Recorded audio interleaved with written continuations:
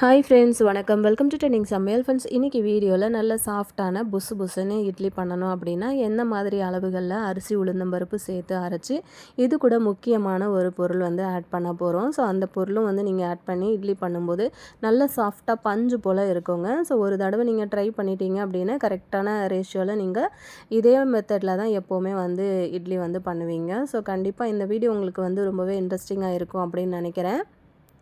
என்ன தான் நம்ம வந்து பார்த்து பார்த்து அரைச்சோம் அப்படின்னாலுமே சில நேரங்களில் நமக்கு வந்து அது கொஞ்சம் சொதப்பலாக தான் வரும் இல்லையா? ஸோ அந்த மாதிரி எந்த ஒரு சொதப்பலும் இல்லாமல் இன்றைக்கி நான் சொல்கிற அளவுகளில் நீங்கள் வந்து இட்லி மாவு வந்து ரெடி பண்ணி பாருங்கள். கண்டிப்பாக நல்ல ஒரு ரிசல்ட் கிடைக்கும். இதுக்கு வந்து அரிசி நான் இட்லி அரிசி தான் எடுத்திருக்கேன். ஸோ ரொம்ப பெருசாக இருக்கிற அரிசியாக இல்லாமல் கொஞ்சம் பொடி பொடியாக இருக்கிற மாதிரி தான் வந்து பார்த்து வாங்கியிருந்தேன். ஸோ இந்த அரிசியிலேருந்து ஒரு 4 டம்ளர் அளவுக்கு ஃபஸ்ட்டு நம்ம வந்து அளவு எடுத்துக்கலாம். இந்த மாதிரி ஒரு கிளாஸ் யூஸ் பண்ணி தான் நான் வந்து அளவு எடுத்திருக்கேன். ஸோ 4 டம்ளர் அளவு அரிசி போட்டதுக்கு அப்புறமா இதில் வந்து 1 டம்ளர் அளவுக்கு உளுந்தம்பருப்பு வந்து சேர்த்துக்க போகிறோம். உளுந்தம்பருப்பு வந்து பார்த்திங்க அப்படின்னா நல்ல உருட்டு உளுந்து நல்ல உபரி கொடுக்குற மாதிரியான உளுந்தம்பருப்பு வந்து பார்த்து வாங்கிக்கோங்க. ஸோ உளுந்தம்பருப்பும் வந்து ரொம்பவே முக்கியங்க. நல்ல உபரி கொடுக்குற மாதிரி உளுந்தம்பருப்பாக இருந்தது அப்படின்னா தான் நம்மளோட இட்லி வந்து நல்லா சாஃப்டாகவும் புசு புசுன்னு நல்லா பொங்கியும் வரும். இப்போ அது ரெண்டுத்தையும் ஒன்றா மிக்ஸ் பண்ணிக்கலாம். இப்போ நிறைய பேர் பார்த்திங்கன்னா இந்த மாதிரி உளுந்தம்பருப்பை தனியாகவும் அரிசியை தனியாகவும் அரைப்பாங்க. ஸோ அது உங்களோட இஷ்டம். நீங்கள் எப்படி வேணும்னாலும் அரைச்சிக்கலாம். நான் வந்து பெரும்பாலும் இந்த மாதிரி ரெண்டுத்தையும் ஒன்றா ஊற வச்சு தான் அரைப்பேன்.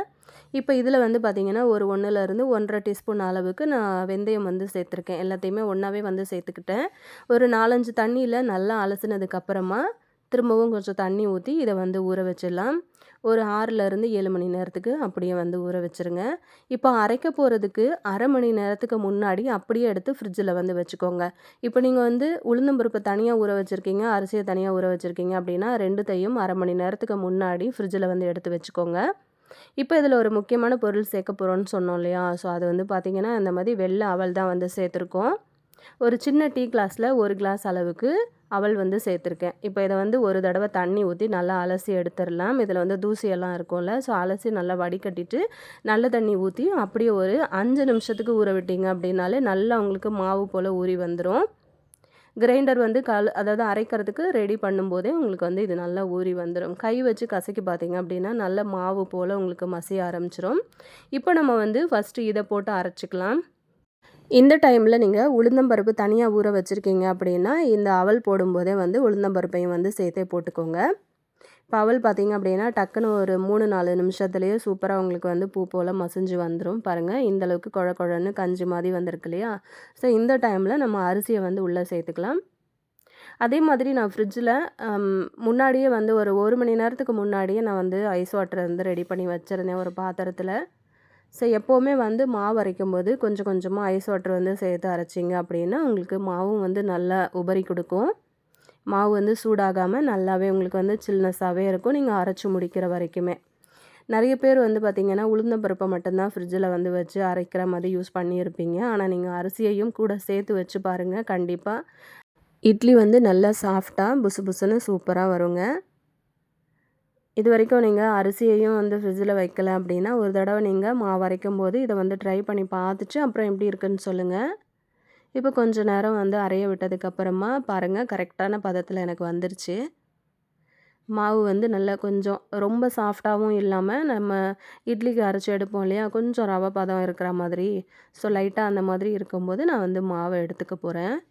கண்டிப்பாக இதில் ஒரு சிலருக்கு டவுட் வரும். இந்த மாவில் நம்ம வந்து இட்லிக்கு தான் ஊற்ற முடியுமா? தோசை ஊற்ற முடியாதா? அப்படின்னு. கண்டிப்பாக தோசையுமே ஊற்றலாம். நல்லா செவ செவன்னு ரொம்ப சூப்பராக வரும். ஆல்ரெடி நான் இதே ரேஷியோவில் வந்து ட்ரை பண்ணிகிட்டு இருக்கிறதுனால நான் இட்லியும் ஊற்றிப்பேன், தோசையும் வந்து செஞ்சுப்பேன். ஸோ கண்டிப்பாக நீங்கள் வந்து ட்ரை பண்ணுறீங்க அப்படின்னா செஞ்சு பார்த்துட்டு அப்புறம் எப்படி இருக்குதுன்னு சொல்லுங்கள்.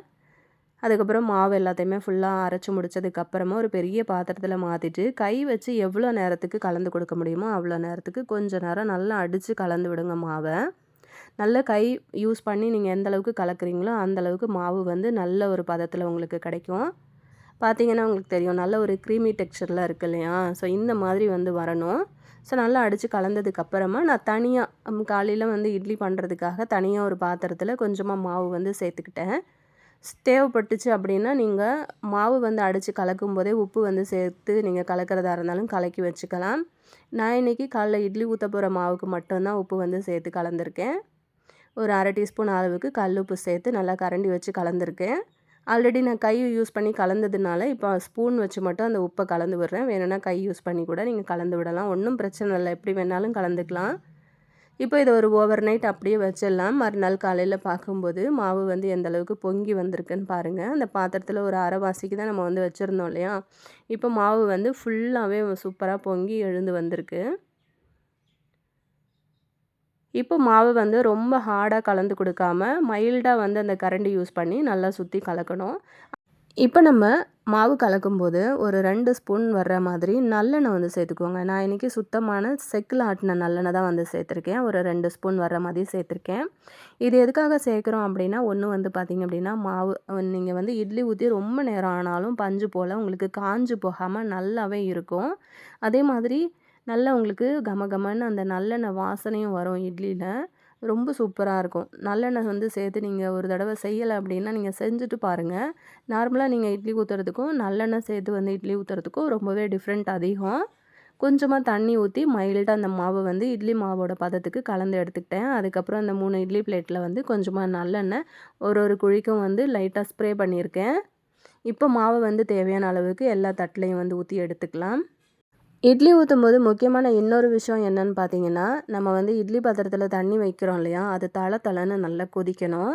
கொதிக்கிறதுக்கு முன்னாடி இட்லி பிளேட்டு உள்ளே இறக்கவே கூடாது. நல்லா தளன்னு கொதிக்கும்போது தான் நம்ம இட்லி பிளேட்டை உள்ளே வச்ச உடனே புஸ்ஸுன்னு இட்லி வந்து உங்களுக்கு பொங்க ஆரம்பிக்கும்.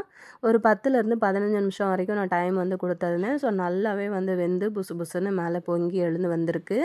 ரொம்பவே சாஃப்டாக இருக்குங்க, பஞ்சு போல் இருக்கும். நீங்கள் வந்து ட்ரை பண்ணி பாருங்கள். வெறும் இட்லியை வந்து நம்ம தொட்டுக்கிறதுக்கே எதுவுமே தேவைப்படாது.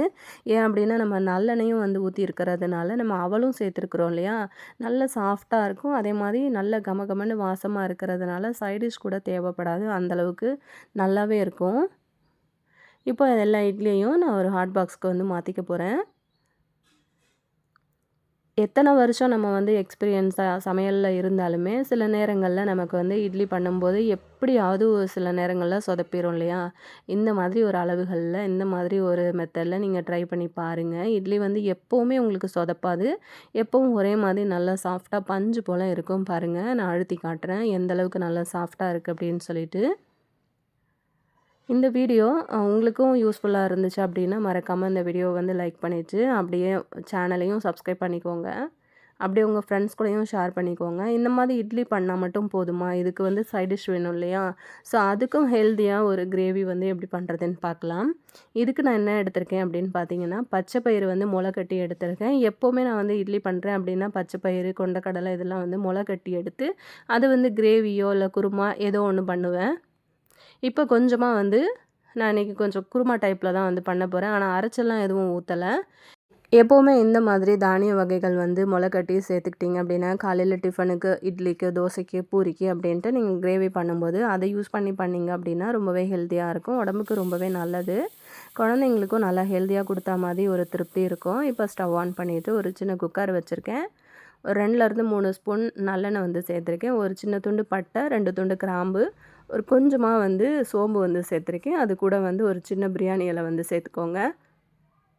இது கூட வந்து நல்லா ஒரு பெரிய வெங்காயத்தை வந்து கட் பண்ணி சேர்த்துருக்கேன். உங்களுக்கு நல்லா திக்னஸாக வேணும் கிரேவி, நிறைய பேர் வீட்டில் இருக்கீங்க அப்படின்னா வெங்காயம் தக்காளியை நீங்கள் அரைச்சிட்டு சேர்த்துக்கோங்க, நல்லா திக்னஸ் கொடுக்கும்.